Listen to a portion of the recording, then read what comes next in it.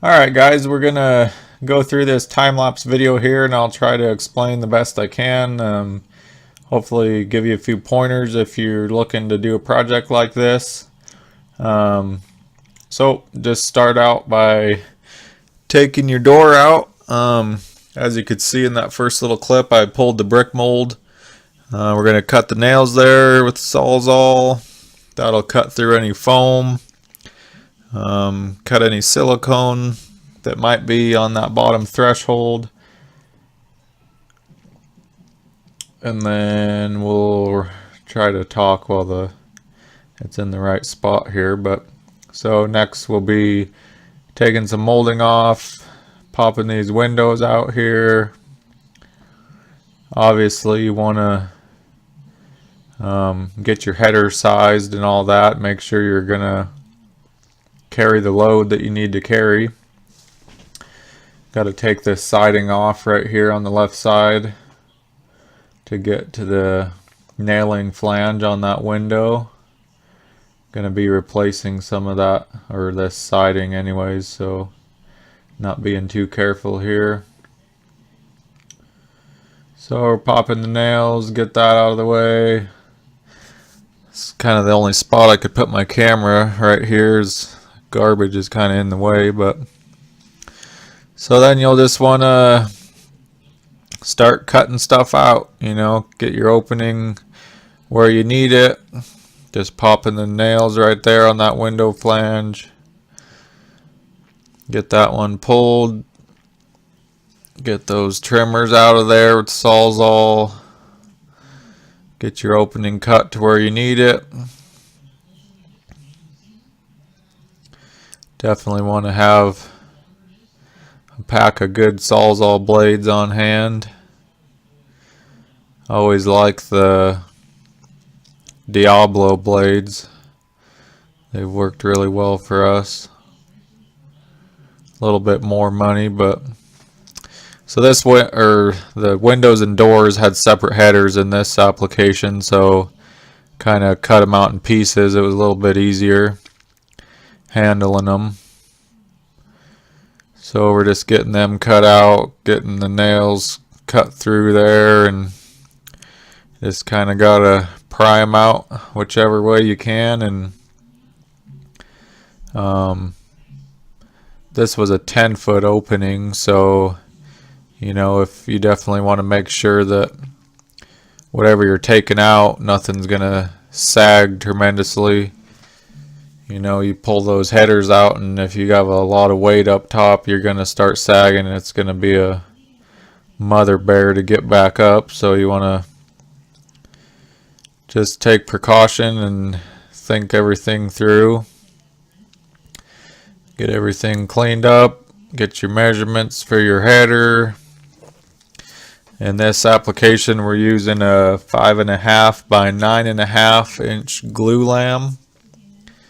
For those of you who don't know or may not know, glue lams are just laminated lumber together, meaning glued and finger joints, which makes a very strong beam, a lot stronger than conventional dimensional lumber.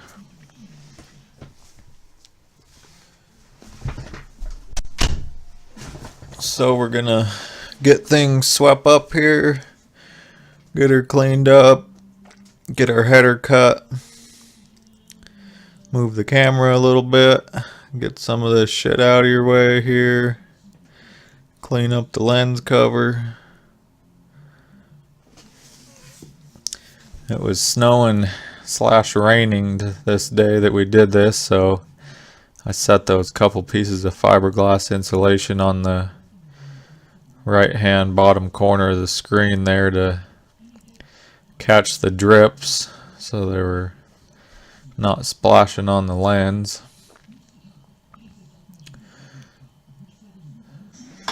Like I said before, we're gonna put a glue lam in here, and unfortunately my camera died right before we were gonna put it in, so kind of missed that, but I still wanted to show you guys what I had from this little bit of film here. So it's gonna kind of skip here in a second to just putting the door in, but that'll be alright. You'll get the gist of it. We just cut it and manhandle her up in there and cut our trimmers in and put those under the beam and fastened everything down, and then we'll be putting in the door here momentarily. You can see my old man just getting those few trimmers screwed in, or was. I can't talk fast enough to keep up with the video. So we'll grab a hold of this mother bear and get a little bit of foam there on the bottom under the threshold. Put her in here.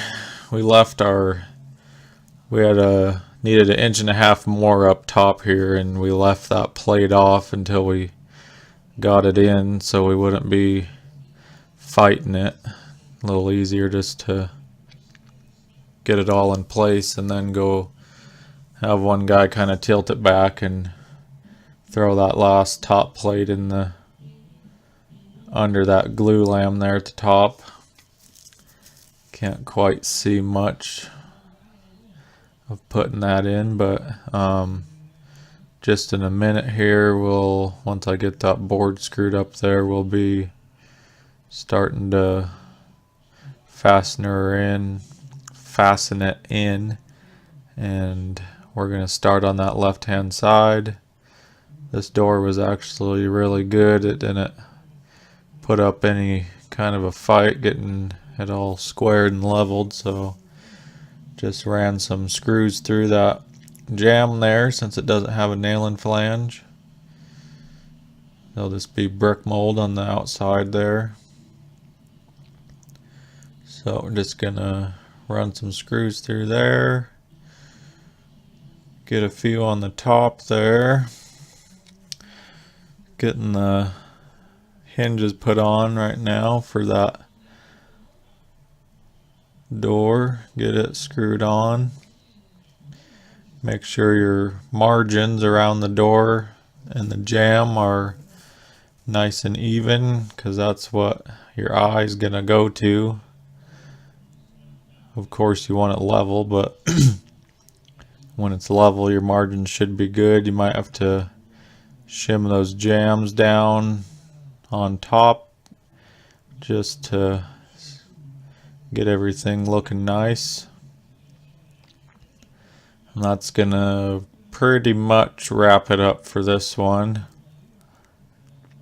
I'll go over how those French doors pin, or I guess lock, in that final video, and show you the knobs that were on it, and show you how, well, not how, but show you how the brick mold looks.